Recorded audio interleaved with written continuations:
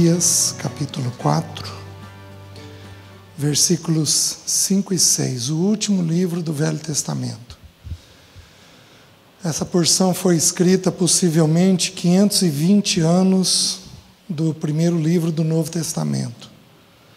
Então, Malaquias, capítulo 4, versículos 5 e 6. O Velho Testamento termina dessa maneira. A palavra diz assim: Eis que eu enviarei o profeta Elias, antes que venha o grande e terrível dia do Senhor. Ele converterá o coração dos pais aos filhos, e o coração dos filhos aos seus pais, para que eu não venha e fira a terra com maldição. Vamos orar mais uma vez. Senhor, obrigado pela tua palavra. Obrigado porque ela é tua, ela não é nossa. Obrigado pelo teu Espírito Santo, que é o único que é capaz de aplicá-la aos nossos corações. Obrigado porque nós dependemos totalmente do Senhor, não de nós, mas do Senhor. Pedimos em nome de Jesus que o teu Espírito Santo venha sobre cada mente, sobre cada família que vai receber a tua palavra. E pedimos que o Senhor nos ajude a termos um coração totalmente rendido ao Senhor. Ajuda-nos, nós pedimos, em nome de Jesus. Amém. O Velho Testamento termina falando de João Batista. Aqui não aparece João Batista, mas eu já vou esclarecer para vocês que a pessoa mencionada aqui é João Batista. Isso nos é confirmado no Novo Testamento. E o Novo Testamento inicia nos 4 evangelhos com a pessoa de João Batista. Então ele é uma pessoa singular, nós já vamos ver isso. Só que o texto começa dizendo que o Senhor vai enviar um profeta. Antes que viesse o grande e terrível dia do Senhor. O dia do Senhor nas Escrituras é o dia em que Cristo virá para buscar a sua igreja. Nós temos aqui uma classe que está estudando a respeito disso. Então, esse dia, ele é descrito nas Escrituras como o dia do Senhor. O dia em que Jesus será visto como Senhor de toda a terra. Hoje ele é reconhecido na igreja. Hoje a igreja e aqueles que o amam, que o adoram, têm os joelhos prostrados diante dele já. Nós já reconhecemos, a igreja já reconhece que ele é o Senhor dos senhores, o Rei dos reis, e que por causa da sua obra na cruz, o Pai lhe deu um nome que está acima de todo nome, diante de quem todo joelho nessa terra vai se prostrar, reconhecendo que ele é o Senhor dos senhores e o Rei dos reis. Então, este é o dia em que a terra toda reconhecerá que ele é o Senhor. Porém, para aqueles que já o amam nesta terra, é o grande dia. Para aqueles que não o reconheceram nesta terra, será o terrível dia. Porque para nós, os salvos, é o dia tão esperado do nosso encontro com o nosso amado Senhor, onde os nossos olhos o verão como Ele é. Hoje, nós somos vistos por Ele, mas nós ainda não enxergamos Ele como Ele é. Por isso que o texto do amor, em 1 Coríntios, diz que um dia, então, o veremos como Ele é. Então, para nós que esperamos por Ele, é o grande dia. Mas, meus queridos, para aqueles que não reconheceram como Senhor e Salvador, será o terrível dia do Senhor. Por quê? Porque naquele dia eles entenderão que o destino deles será longe do Senhor. O que faz o céu céu não são as ruas de ouro, nem o rio que sai do trono, nem as portas de pérolas, nem a grande cidade, uma extensa cidade que comporta todo o povo de Deus. O que faz do céu, céu, é a presença de Jesus.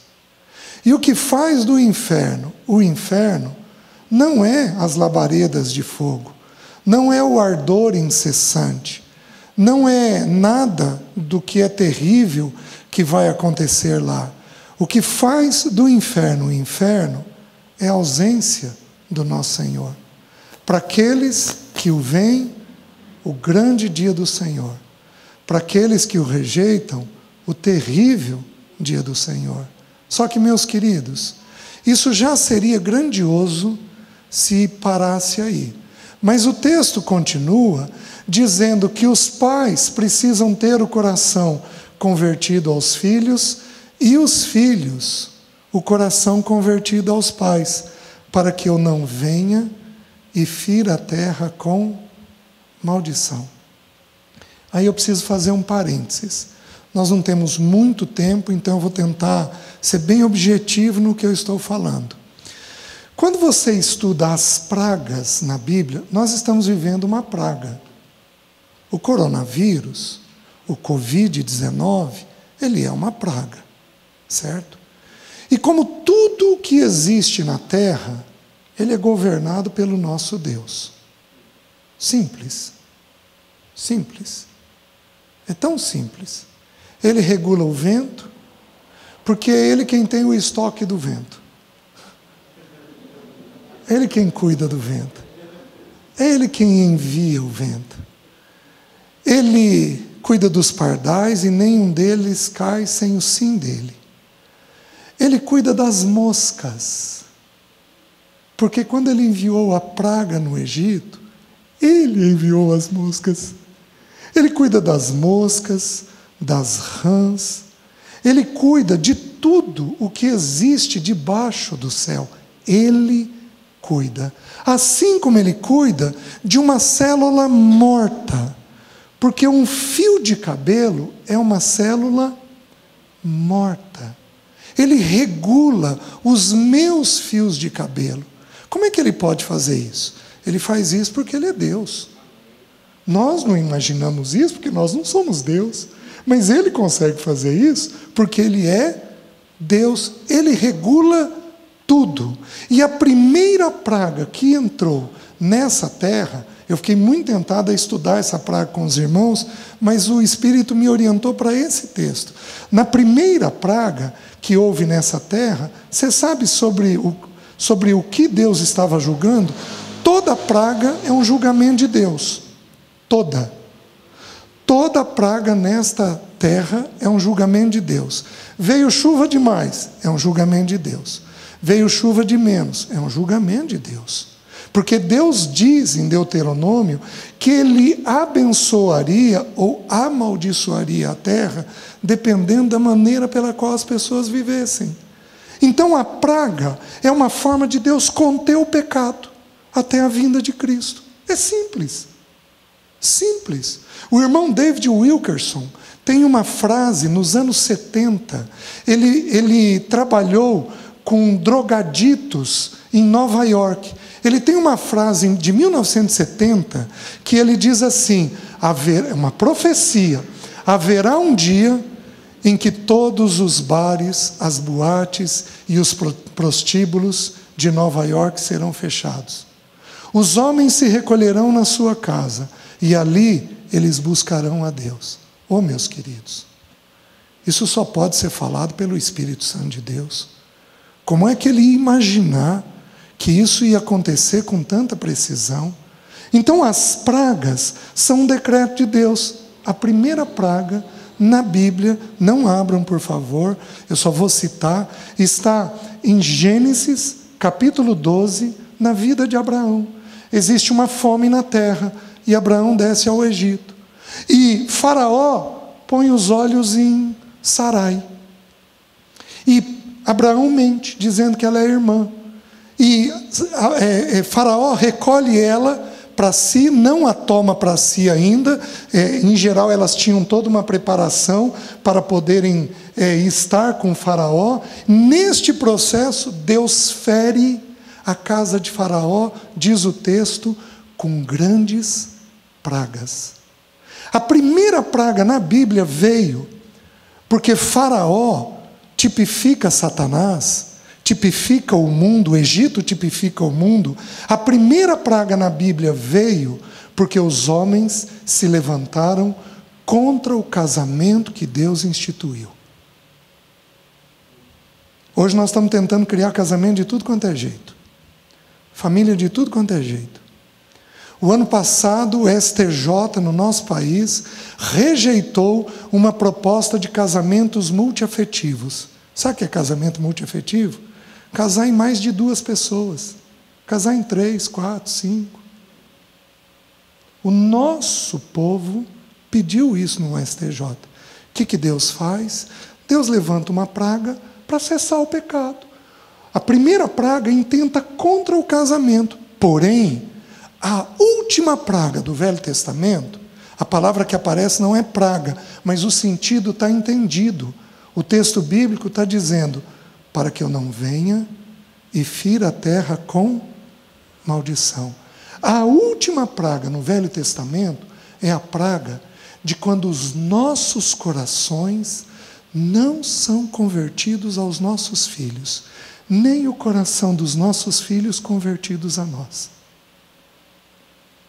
Meus queridos, Deus feriu a humanidade com a finalidade de restaurar nossos casamentos e com a finalidade de restaurar os nossos corações com relação aos nossos filhos.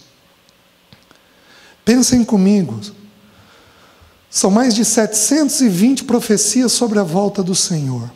Faltam menos de 20 para serem cumpridas. O Senhor está às portas. Por que uma praga dessa inicia na China?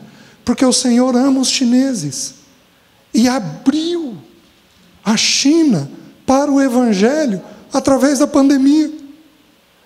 Por que o segundo lugar que é tocado nessa praga é na Europa? Porque a Europa é o berço do cristianismo, hoje completamente afastada do Senhor. Então o Senhor, por amor a muitas pessoas, a muitos europeus, o Senhor os amou de tal maneira que deixou que a praga impactasse a nação deles. Por que o terceiro lugar foi a América do Norte? Porque a igreja da América do Norte foi a igreja que mais enviou missionários alguns anos atrás. E hoje é uma igreja completamente mundanizada. São pouquíssimos os lugares sólidos e firmes na América do Norte. Deus, amando os americanos, permite que eles se recolham em casa e voltem ao Senhor. Eu tenho um amigo que mandou uma carta convocando nos Estados Unidos pastores a um jejum. 12 irmãos responderam. Foram centenas de cartas. 12 irmãos responderam. Porque Nova York foi o lugar com o maior número de infectados e o maior número de mortes como cidade. O ano passado, o governador atual autorizou o aborto até o 9º mês de vida. 9 meses você pode fazer aborto. Deus se levanta contra o pecado, chamando a nossa atenção de que Ele está por vir. Porque o Senhor impacta a nossa nação dessa maneira? Porque a nossa nação ainda é uma nação com uma perspectiva cristã forte. Nós temos boas igrejas, bons líderes, bons pastores, boa mensagem, muita coisa sadia sendo partilhada, mas o Senhor está chacoalhando os nossos corações. Por quê? Porque eu e você apresentaremos apenas a nossa vida, da nossa esposa e dos nossos filhos diante de Deus. Nós não vamos apresentar mais nada. Teu carro vai pegar fogo, tua casa vai pegar fogo, teus bens vão pegar fogo, teu dinheiro vai pegar fogo, tudo vai queimar e virar cinza. Então o Senhor nos desperta para uma grande convocação. É como se Ele estivesse chacoalhando a igreja e pedindo para que a igreja tenha um posicionamento adequado e correto diante deste momento que antecede a volta do Senhor. Casamentos têm que entrar em ordem. Primeira praga. Último texto da maldição. Filhos precisam ser ganhos ao Senhor. E aí, eu preciso ler um outro texto para os irmãos. Abram em Lucas, em Mateus, desculpem, capítulo 17. Eu preciso explicar apenas uma outra coisa para os irmãos, para nós avançarmos. O texto bíblico associou a pessoa de Elias. Eis que eu enviarei o grande profeta Elias. Capítulo 17 de Mateus, versículo 9, diz assim: E descendo eles do monte, ordenou-lhes Jesus: A ninguém conteis a visão, até que o Filho do Homem ressuscite dentre os mortos. Mas os discípulos o interrogaram: Por que dizem, pois, os escribas ser necessário que Elias venha primeiro? Então Jesus respondeu: De fato, Elias virá e restaurará todas as coisas. Eu, porém, vos declaro que Elias já veio e não o reconheceram. Antes, fizeram com ele tudo quanto quiseram. Assim também o Filho do Homem há de padecer nas mãos deles. Então os discípulos entenderam que lhes falara a respeito de João Batista. Então a figura mencionada em Malaquias é a figura de João Batista. Quem é esse homem? Por que o texto diz que este homem é quem converteria o coração dos pais aos filhos e o coração dos filhos a seus pais? Vamos ler mais uma porção para compreendermos. Abram em Lucas, capítulo 1. Lucas, capítulo 1. Vejam quem era esse homem.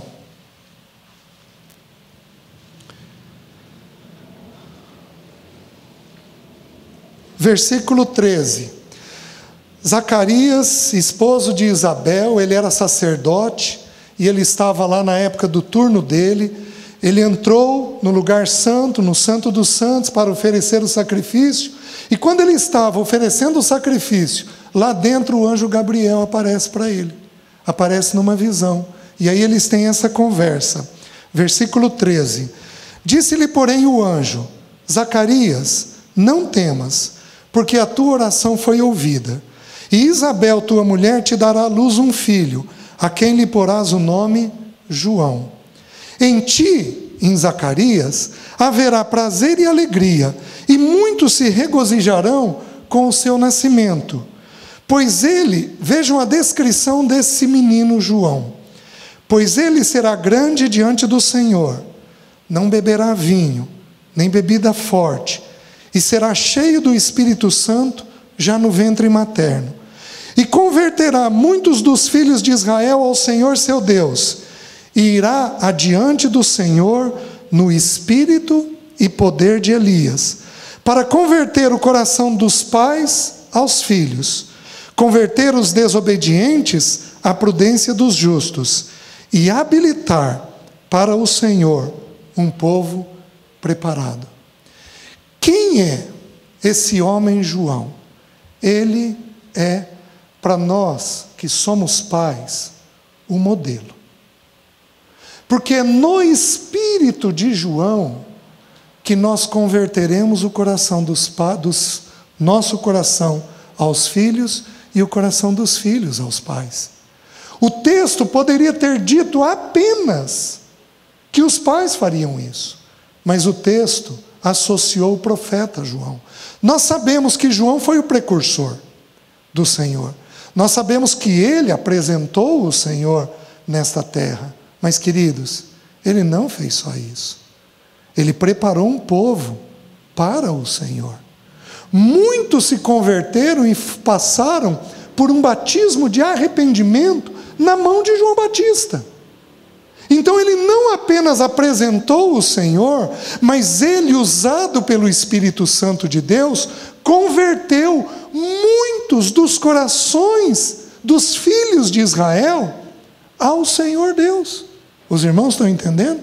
Então, ele tinha um poder dentro dele, ele tinha um espírito e um poder dentro dele, que facilitava esse caminho da conversão dos filhos aos pais, dos pais aos filhos.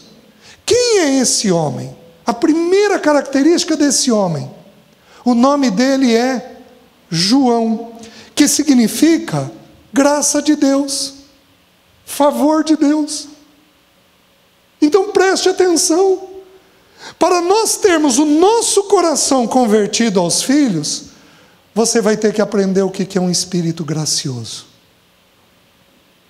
Você tem que aprender que graça significa na Bíblia favor. No Velho Testamento significa aceitação. Nós não temos os filhos que nós queremos, nós temos os filhos que o Senhor nos dá. Alguns querem um filho homem, uma filha mulher, ficam programando na mente que é desse jeito que eu quero, é isso que eu vou fazer, é assim que vai ser. Preste atenção, antes dele ser teu, ele é de Deus. Preste atenção, o casamento dele, quem vai definir é o Senhor. Preste atenção, a profissão dele, quem vai definir é o Senhor. Preste atenção, se ele é bom de matemática, de português, de criatividade, de música, seja lá do que for, quem define é o verdadeiro Pai dos nossos filhos, que é Deus Pai, não somos nós. Então nós aceitamos os filhos que Deus nos deu. Nós temos por eles favor, cuidado, amor, bênção. Sabe como é traduzido a palavra graça no Velho Testamento? Charme. Aplica isso na tua paternidade. Você tem que ser charmoso para o seu filho. Sabe aquele pai gostoso? Aquele pai que o filho tem vontade de estar perto, de estar junto, que encontra acolhimento, que encontra plena aceitação, seja no acerto, seja no erro, tem a mão da firmeza, tanto para acolher, quanto a mão da firmeza para tratar. Meus queridos, graça. O nome dele será João. E quando o menino estava para nascer, houve uma discussão do nome que se daria para ele, mas será João ou Zacarias? João ou Zacarias? João ou Zacarias? E o pai, mudo, porque ele tinha descrido do anjo, pega uma tabuinha e escreve: seu nome será graça. Seu nome será graça. O nosso Senhor é tão gracioso por nós, que Ele intercede por nós diariamente. Esse é o homem, esse é o espírito e poder de Elias. Mas não apenas isso, veja o que o texto diz, versículo 15: pois ele será grande diante do Senhor. Meus queridos, presta atenção. Você quer conquistar essa vida para quê? Para quê? Para que nós precisamos de mais do que nós temos? Para quê? Para o fogo? Ele será grande diante do Senhor.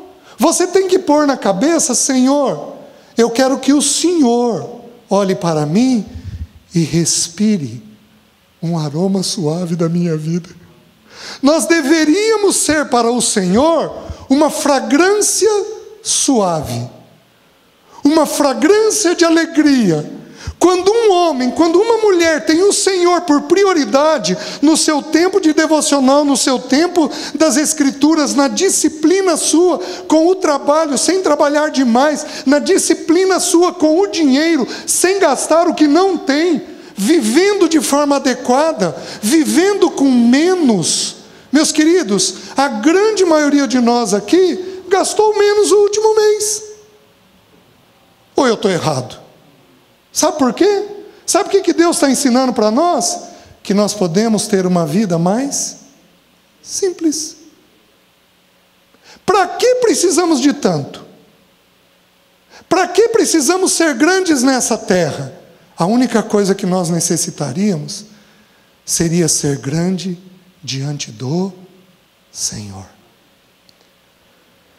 Ele será grande diante do Senhor. E aí diz mais uma coisa dele: não beberá vinho nem bebida forte, e será cheio do Espírito Santo. Meus queridos, eu estou vasculhando as Escrituras, porque toda vez que eu partilho sobre bebida, sempre alguns irmãos se levantam dizendo: César, Paulo disse que era para Timóteo beber vinho. Jesus foi dito que ele era comilão e beberrão, que ele comia com... Mas, queridos, tudo isso é texto bíblico e é verdade. E a Bíblia não proíbe o beber vinho. A Bíblia não proíbe. Porém, a Bíblia também não estimula. A Bíblia não estimula. E eu estou achando os textos que não estimulam. Aliás, se você estudar a Bíblia, você vai descobrir que as duas vezes que Jesus julgou a terra, Jesus salvou duas famílias: a família de Noé e a família de Ló.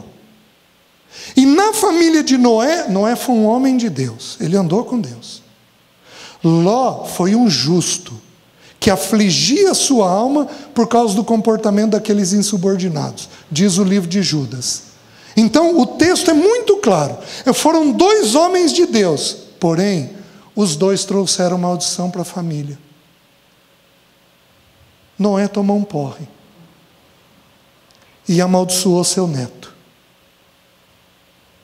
Ló tomou um porre e as duas filhas coabitaram com ele. Não, o texto bíblico é simples, simples, simples. Nós não podemos nos dedicar às compulsões, porque senão nós não nos enchemos do Espírito. Nós não podemos nos dedicar às compulsões. Compulsão de trabalho, de bebida, de comida, de compra, de gasto, compulsão disso, de lazer, daquilo outro. Nós não podemos nos entregar às compulsões, porque se você se entregar à compulsão, você não é cheio do Espírito Santo de Deus. Simples. O texto de Efésios é o texto bíblico quem coloca. Aqui em João. E o texto de Efésios: e não vos embriagueis com vinho, no qual há dissolução, mas, meus queridos, você quer salvar seu filho, você tem que ser gracioso. Em segundo lugar, você tem que ser grande diante do Senhor. Ele tem que ter satisfação com você, não as pessoas. Em terceiro lugar, você não pode se entregar às compulsões, mas se entregar total e completamente ao Espírito de Deus. É tão interessante, o Espírito não pode encher o que é cheio. Se você se encher das compulsões ou da bebida, o Espírito não tem condições de encher. O Espírito só pode encher o que é vazio. Você quer pôr em ordem situações, tem situações graves, tem situações difíceis. Meus queridos, o Pai nos toma pela mão e nos conduz. E fala, Ele fala no nosso ouvido, Ele comunica o que é para fazer, como é para fazer. Deus, num dia, numa visitação, Ele muda toda a nossa história. Basta uma visitação do Senhor para tudo ser mudado. Meus queridos, precisamos dessa vida cheia do Espírito de Deus para podermos então alcançar o coração dos nossos filhos. Que mais diz o texto? Diz assim, que ele será cheio do Espírito já do ventre materno. Eu não sei se você teve ou não a possibilidade de consagrar teus filhos no ventre materno. Se você não fez, ensine seus filhos a fazer com os filhos deles. Isso é um princípio das Escrituras. Ana, quando o Senhor o visitou, ela disse: Senhor, se o Senhor me der um filho, eu o devolvo a ti. Ele é consagrado ao Senhor. Foi um nazireu, consagrado totalmente a Deus. Nossos filhos precisam serem consagrados ao Senhor. E vou dizer mais, não importa a idade. Se você nasceu de novo, teus filhos já tinham 20 anos, a hora que você entender esse princípio, ouvir isso, filho, vem cá. Filho, vem cá. Filho, eu quero te dedicar ao Senhor. Porque eu não tinha isso quando você nasceu, mas hoje eu tenho a compreensão. A partir de hoje você vai ter de mim todo dia uma oração para você ser um homem de Deus, uma mulher de Deus. Você vai pertencer ao Senhor, porque esta vida não é a vida que nós vamos viver. A nossa vida está por vir. Então nós ensinamos os nossos filhos. Jeremias, o texto bíblico diz assim: Jeremias, eu te chamei pelo teu nome no ventre da tua mãe. Paulo diz que ele foi chamado quando ele nem era vivo, não era nascido ainda. O Senhor já havia chamado e reservado ele. Você tem noção do que é você pôr a mão na cabeça de um filho teu e dizer: filho, você é do Senhor. Filho, você é do Senhor. Eu não sei quantas e quantas e quantas e quantas histórias eu ouvi na minha vida de filhos que acordavam no meio da noite com o pai e a mãe ajoelhado, com a mão neles intercedendo. Você tem noção do impacto que isso é sobre a alma do teu filho, do nível de aceitação que ele tem? Esse é o espírito e o poder de Elias, nos apresentado agora na vida de João Batista. Os irmãos entendem? E aí o texto diz assim, versículo 16: e converterá muitos dos filhos de Israel ao Senhor seu Deus, e irá diante do Senhor no espírito e no poder de Elias. Preste atenção, irá adiante do Senhor. Literalmente esse texto aqui quer dizer o quê? Que ele foi na frente de Jesus. Literalmente quer dizer isso. Ele foi à frente do Senhor. Mas eu quero aplicar isso. Preste atenção. Quando os nossos filhos têm até 12 anos, o grau de compreensão deles do Senhor é limitado. Quem vai à frente? Nós. Nós representamos o Pai, o Filho, o Espírito. Somos nós quem trazemos o consolo do Espírito. Somos nós quem trazemos o modelo do irmão mais velho, de Jesus. Somos nós quem representamos Deus Pai na vida dos nossos filhos. Nós vamos à frente deles, do Senhor, trazendo sobre eles essa compreensão. Os irmãos estão entendendo? E aí o texto diz: irá diante do Senhor no espírito e no poder de Elias, para converter o coração dos pais aos filhos. Meus queridos, no texto de Malaquias diz que o coração dos pais é convertido aos filhos e o coração dos filhos aos pais. Quem que converte primeiro? somos nós. Não precisa abrir. Eu só vou citar o texto. 2 aos Coríntios, capítulo 12, versículo 14, diz assim, Paulo diz assim, não vou atrás dos vossos bens. Não são os filhos que entesouram para os pais, mas são os pais que entesouram para os filhos. Todo movimento de amor, de tempo, de abraço, de oração, de cuidado, de paz, de reconciliação, de conversa, todo movimento deveria começar, em primeiro lugar, nos pais. O ser humano precisa de modelo. O ser humano precisa de modelo. O ser humano precisa de modelo. Por que Jesus era o unigênito e se tornou o primogênito? Porque nós precisamos de modelo. Por que o texto bíblico diz que é para nós seguirmos os nossos guias? Porque nós precisamos de modelo. Todos nós necessitamos de modelo. Esses dias, ouvindo o irmão Hernandes, ele falou uma coisa que foi da minha criação. Ele falou que quando você faz uma cerca, você coloca lá os paus, mas a cada distância você coloca um tronco. Porque aquele tronco é que vai dar sustentação naqueles paus menores. Nós precisamos de troncos na igreja. As nossas casas precisam de troncos sólidos, firmes, coerentes, que sabem o que é, que sabem dizer com propriedade as Escrituras, que sabem mostrar qual é o caminho, que vão ser um baluarte para os nossos filhos. Nossos filhos precisam de alguém que comece com eles o afeto. Eu não sei quantas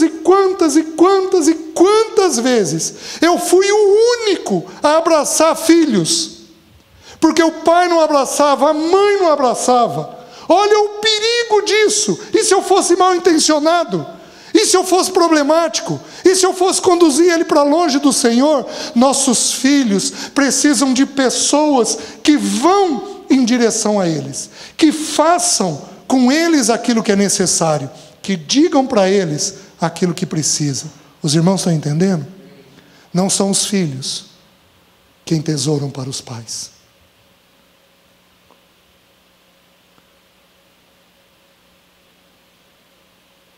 As Escrituras nos ensinam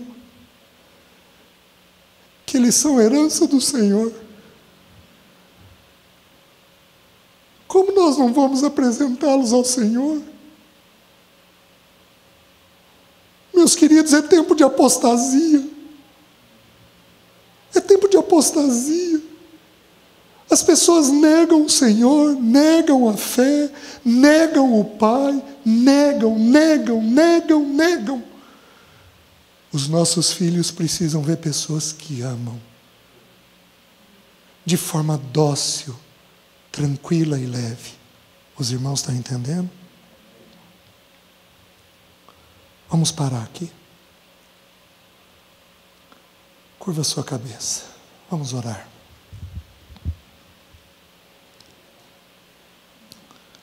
Senhor, obrigado, porque a Tua palavra é preciosa. É a Tua palavra. Obrigado pelos homens de Deus que nós já tivemos no passado. Obrigado por João Batista. Obrigado por Elias. E, Senhor, nossos filhos não foram criados para perdição. Nossos filhos não são para calamidade. Nossos filhos não são para a morte, eles são para a vida. Nossos filhos não são para o mundo, eles são para o Senhor. Nossos filhos não são para o pecado, eles são para a igreja.